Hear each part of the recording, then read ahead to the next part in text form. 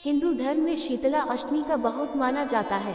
होली से ठीक 8 दिन बाद चैत्र माह के कृष्ण पक्ष की अष्टमी तिथि को शीतला अष्टमी के रूप में मनाया जाता है।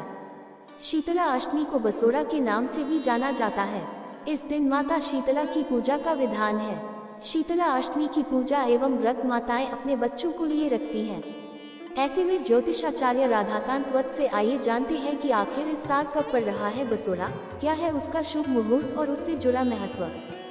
चैत्र माह के कृष्ण पक्ष की अष्टमी तिथि का शुभारंभ द 1 अप्रैल दिन सोमवार को रात 9:09 से हो रहा है।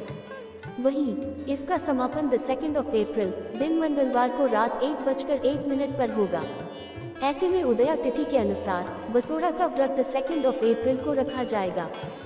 बसोड़ा यानी कि शीतला अष्टमी की पूजा के लिए शुभ मुहूर्त 2 अप्रैल को सुबह 6:11 से शुरू होगा और इसका समापन शाम 6:39 पर होगा। यानी कि पूजा के लिए कुल अवधि लगभग 12 घंटे के आसपास की है। इसमें पूजा करना शुभ रहेगा। बसोड़ा या शीतला अष्टमी 2024 का महत्व। शास्त्रों में दिए गए वर्णन के अनुसार शीतला अष्टमी का व्रत महिलाएं घर की सुख समृद्धि के लिए रखती हैं, लेकिन मुख्य रूप से यह व्रत महिलाओं द्वारा अपनी संतान की लंबी उम्र और निरोगी काया के लिए रखा जाता है। इस व्रत को लेकर ऐसी मान्यता है कि इसके निर्वहन से बच्चों को चेचक, खसरा और आंखों की बीमारी परेशान नहीं करती है। शीतला अष्टमी व्रत कथा। शीतला अष्टमी व्रत कथा के अनुसार एक बार जब माता शीतला को पृथ्वी भ्रमण की इच्छा हुई तो उन्होंने ये सोचा कि इस संसार में कौन कौन उनकी पूजा करता है, कौन कौन उन्हें मानता है। ये जानने के लिए शीतला माता बुढ़िया का रूप धारण कर धरती पर आई। शीतला माता आसपास देखने लगी कि कहीं मंदिर हो, लेकिन उन्हें न मंदिर मिली और न ही कोई उनका पूजा करते हुए दिखा। शीतला माता गलियों में घूम रही थी कि तभी एक मकान से किसी ने चावल का उबला हुआ पानी बाहर फेंक दिया। चावल का पानी शीतला माता के ऊपर गिरा, जिससे माता के शरीर में छाले पड़ गए। चावल के पानी से जलने के कारण माता के शरीर में ताप और जलन होने लगा। शीतला माता जलन से चिल्लाने लगी, अरे मैं जल गई, मुझे जलन हो रहा है, कोई मदद करो। लेकिन किसी ने माता की मदद नहीं की। वहीं एक कुम्हारन महिला घर के बाहर बैठी थी। उसने शीतला माता को जले हुए देखा।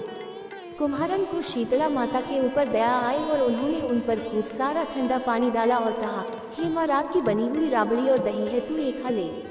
बूढ़ी माई ने ठंडी ज्वार आटे की राबड़ी और दही खाई, जिससे उन्हें ठंडक मिली। भोजन देने के बाद महिला की नज़र जब बूढ़ी माई के सिर पर पड़ी तो कुम्हारन ने देखा कि एक आंख बालों के अंदर छुपी है। ये देख कुम्हारन डर कर भागने लगती है।